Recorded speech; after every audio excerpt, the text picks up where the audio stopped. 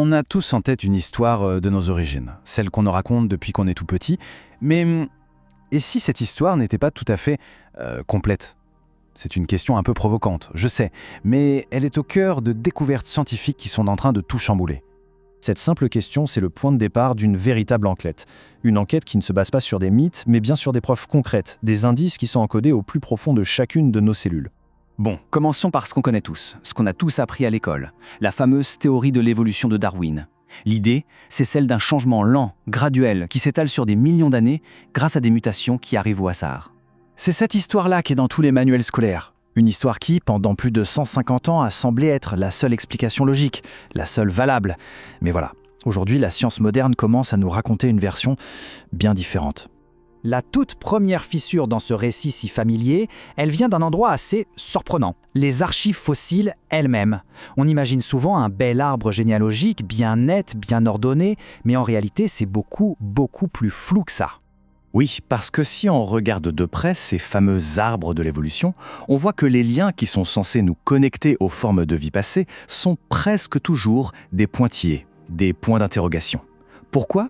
Eh bien, tout simplement parce qu'après 150 ans de recherche acharnée, il n'existe toujours aucune preuve physique pour confirmer ces liens. Les fameux chaînons manquants le sont toujours. Et c'est là qu'on tombe sur la contradiction la plus énorme. La théorie nous parle d'une évolution lente, progressive, mais les faits, eux, nous disent tout autre chose. L'humain moderne, il apparaît d'un coup, comme ça, il y a 200 000 ans, déjà entièrement formé. Aucune étape intermédiaire, pas de transition, juste une arrivée soudaine et, pour l'instant, inexpliquée. Cette question, c'est un vrai tournant. Si les fossiles ne nous donnent pas de réponse claire, alors il est peut-être temps de regarder ailleurs, à l'intérieur de nous-mêmes, dans le langage même qui nous a créés. Et c'est là que la génétique moderne entre en jeu. Aujourd'hui, on a les outils pour tester l'ancienne théorie d'une manière complètement inédite. On peut littéralement ouvrir le grand livre de l'humanité, notre génome, et lire ce qu'il a à nous raconter. Et les résultats sont stupéfiants. Premièrement, notre ADN ne montre aucun lien de descendance directe avec les formes de vie qui nous ont précédés. Deuxièmement, non seulement on ne descend pas des Néandertaliens, mais on a vécu en même temps qu'eux et on s'est même hybridé avec eux. Et enfin, le plus troublant de tout, notre ADN à nous n'a quasiment pas changé en 200 000 ans. Et ça nous amène à un principe de base en biologie, la nature elle est efficace, elle ne fait pas de gaspillage, elle donne une capacité à une espèce seulement si c'est absolument nécessaire pour survivre. Pourtant l'humain, lui, il arrive suréquipé. On a un cerveau capable de faire des mathématiques, de composer des symphonies, de s'interroger sur l'univers, bien avant que ce soit utile pour chasser le mammouth. C'est une vraie anomalie, une énigme qui ne colle pas du tout avec la théorie. Alors comment on explique tout ça ? Eh bien, les généticiens ont découvert une preuve, un indice si puissant qu'il pourrait bien réécrire toute notre histoire. Et cet indice se cache dans une partie bien précise de notre code génétique. L'indice, il est là, c'est le chromosome humain numéro 2. Il n'a l'air de rien comme ça, mais croyez-moi, il est la clé de tout ce mystère. C'est lui qui va nous permettre de tout déverrouiller. Mais pourquoi ce chromosome est-il si important ?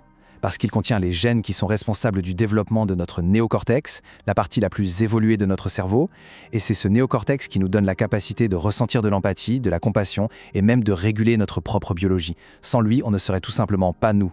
Ce qui est vraiment fou, c'est la façon dont ce chromosome est apparu. La science a découvert qu'en fait, il est le résultat de la fusion de 2 chromosomes plus anciens.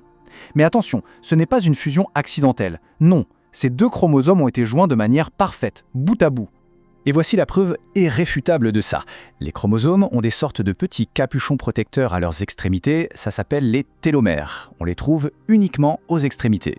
Sauf que, dans notre chromosome 2, on trouve des télomères en plein milieu, pile à l'endroit de la fusion. C'est la signature génétique d'une fusion bout à bout qui, normalement, ne se produit jamais dans la nature. Alors, on en arrive à la question des probabilités. Si cet événement ne s'est pas produit de manière naturelle, quelles sont les chances pour que ce soit simplement le fruit du hasard ? L'astrophysicien Fred Hoyle a trouvé une image géniale pour ça. Il a dit que les chances que ça arrive par hasard sont les mêmes qu'une tornade qui balayerait une décharge et qui assemblerait un Boeing 747 au passage. C'est une analogie forte, mais elle montre bien à quel point c'est improbable, pour ne pas dire absurde. Et les mathématiques le confirment. Les chances que notre ADN se soit formé de cette manière par hasard sont de 1 sur 10 puissance 600. Pour qu'on se rende compte, en science, on considère qu'un événement est mathématiquement impossible quand ses chances dépassent 1 sur 10 puissance 50. Là, on parle de 10 puissance 600. Ce n'est plus de l'improbable, c'est bien au-delà de l'impossible. Alors, quelle conclusion on peut tirer de tout ça ? Eh bien, elle est radicale. La précision de cette fusion, le timing et ce qu'elle a créé en nous, Tout ça pointe dans une seule direction, quelque chose qui dépasse le simple hasard, une intervention intentionnelle. Bien sûr, la science ne peut pas dire qui ou quoi est derrière, mais elle peut affirmer une chose, les processus naturels qu'on connaît ne peuvent pas expliquer ces phénomènes. Et ça nous ramène directement à nous. C'est comme si cette intervention nous avait légué une sorte de technologie interne. Cette capacité, unique dans le règne animal, de choisir de ressentir une émotion, d'activer notre empathie, de calmer notre corps par la pensée. Ces pouvoirs extraordinaires sont le résultat direct de cette anomalie génétique. Et ça nous laisse avec une question vertigineuse. Si on n'est pas juste un accident de la nature, si notre existence est le fruit d'un acte intentionnel, alors ça sous-entend qu'il y a un but. Quel est-il ?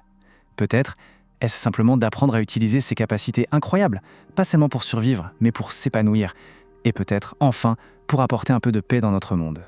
La réponse, cette fois, elle n'est pas écrite dans nos gènes. C'est à nous de l'écrire.